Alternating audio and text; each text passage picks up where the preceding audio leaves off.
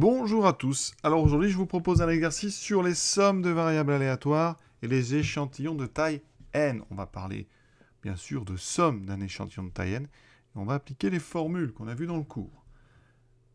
L'exemple, c'est un lycée qui propose un tournoi donc de foot où il y a 10 équipes qui s'affrontent.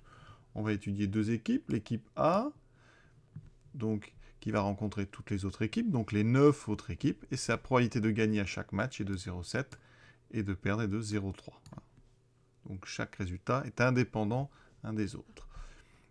Ensuite, on s'intéresse à l'équipe B, qui elle, à chaque match, a une probabilité de gagner de 0,6 et une probabilité de faire un match nul de 0,2. Donc elle a une probabilité de perdre de 0,2.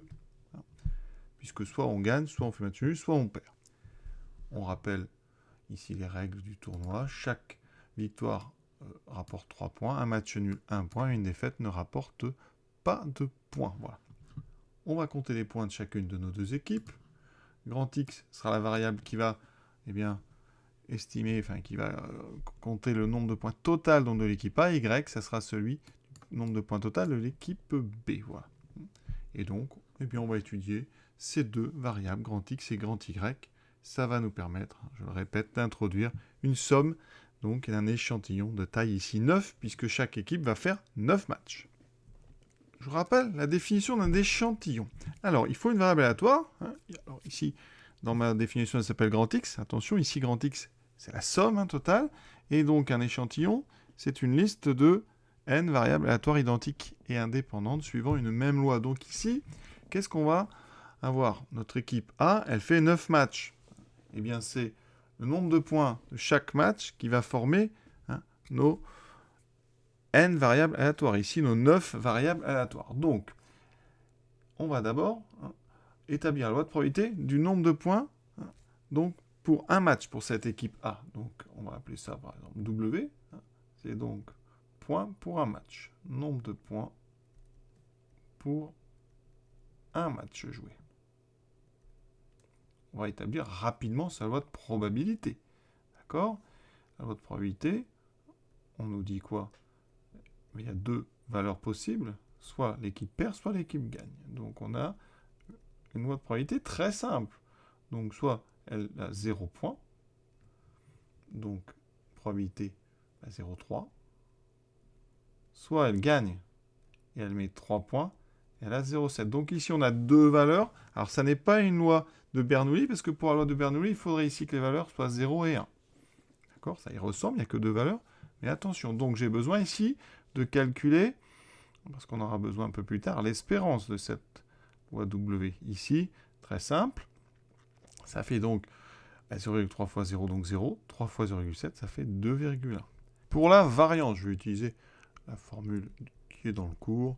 Donc, c'est la moyenne des écarts au carré. Donc ici, je calcule les écarts. Donc à 2,1, j'ai 2,1 au carré, plus 0,7 fois l'écart de 3 à 2,1 au carré. Donc 0,9 au carré. On calcule cette somme. Je trouve 1,89. Je rappelle que j'aurais pu utiliser pour ça une autre formule, la formule de Koenig, qui nous dit que la variance de W, c'est l'espérance du carré, donc W carré, moins l'espérance de W au carré. Donc ici, on fait la moyenne des carrés, donc 0,3 fois 0 au carré, ça fait 0. 0,7 fois 3 au carré, et vous faites moins l'espérance que vous avez calculée au carré, et vous trouverez 1,89. Maintenant, notre équipe va donc faire 9 matchs. Donc, on va appeler W1. C'est donc les points marqués au premier match. Ensuite, on va faire W2, W3, etc. jusqu'à W9. Donc, les points marqués au 9e match. Le nombre de points total, grand X, ça sera donc W1 plus W2 plus W3 jusqu'à W9. Vous avez bien compris que les oméga I suivent la même loi donc, que notre W ici. D'accord?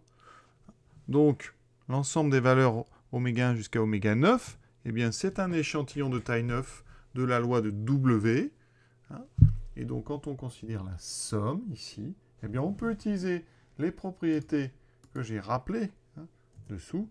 C'est donc que l'espérance de x, ça sera n fois, donc ici 9 fois l'espérance de notre w. Donc 9 fois 2,1. Et la variance de x, bien ça sera elle aussi 9 fois la variance de w. On a nos 9 variables w1 jusqu'à w9 qui sont indépendantes. Et ici, ça fait donc 9 fois 1,89. Donc vous voyez comment on utilise la notion d'échantillon. On a déjà empiété, vous voyez, sur la deuxième question. Demander E de x, V de x, donc c'est fait. Sigma, je rappelle que sigma de x, quand on a la variance, c'est sa racine carrée. Donc c'est racine de 17,01. Donc ça, c'est la valeur exacte. On va donc donner une valeur approchée à 10 moins 3, comme précisé dans le texte. Donc on va arrondir ici à 10 moins 3. Et vous voyez qu'ici, si on arrondit à 3 chiffres après virgule, donc ça fait à peu près 4,124. Maintenant, passons à l'équipe B. Qu'est-ce qui va changer pour B? Eh bien, on a toujours ici 9 matchs par contre. On va donc appeler Z, donc le nombre de points de cette équipe B pour un match. Donc ici, on précise 2B.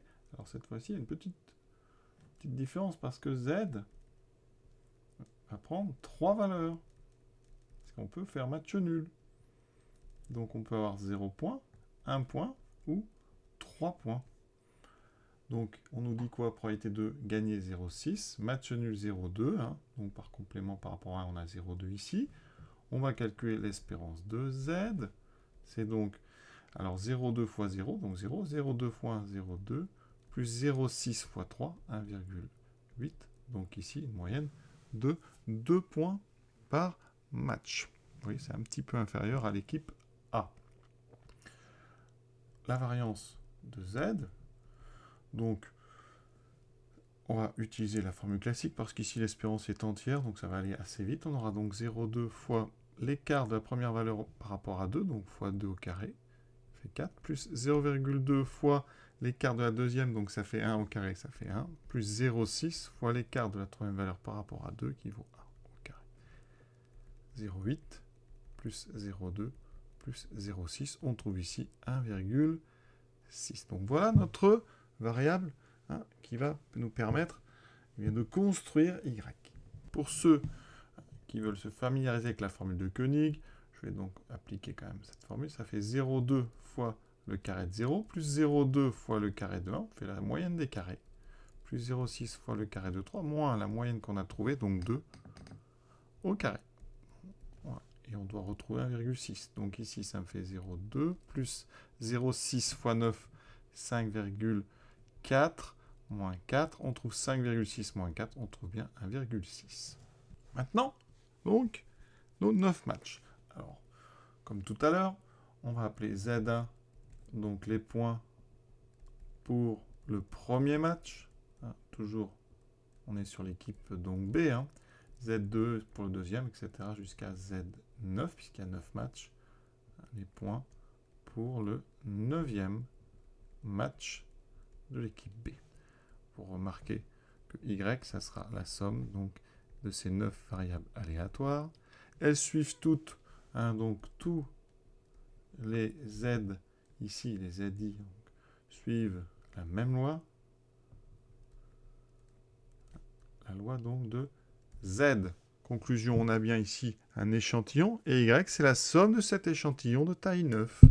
L'espérance de Y, et d'après le cours, ça sera donc 9 fois l'espérance donc de Z, c'est-à-dire 9 fois 2, donc 18. La variance de Y, bien, comme tous les échantillons, puisqu'on a fait des variables indépendantes, ça sera 9 fois donc la variable de Z, c'est-à-dire 9 fois 1,6, 9 fois 6, 54, donc ça fait 14,4. Vous voyez que ça va vite après. Alors là, je suis déjà dans la question 4. Il me reste juste à prendre sigma, donc qui sera la racine carrée de 14,4. Et la calculatrice, vous voyez, je trouve en bas, donc à peu près, on a rendu sur un 10-3, 3,780, alors c'est 47, donc on arrondit à 5. Donc 3,795. Qu'est-ce qu'on en conclut? Eh bien, on voit bien que l'espérance de X est 18,9, l'espérance de Y est 18. Donc, effectivement, l'équipe A est favorite. En moyenne, elle marque plus de points que l'autre équipe. On peut remarquer par contre que les résultats de l'équipe A, comme l'écart type est plus grand, c'est 4,1, sont un petit peu plus dispersés que ceux de l'équipe B, qui est un écart type de 3,8. Mais ça reste quand même des écarts types assez proches. Voilà. Cet exercice est terminé. C'est une illustration, donc, des sommes d'un échantillon, et les calculs de l'espérance d'une somme et la variance d'une somme, donc, d'un échantillon. À très bientôt.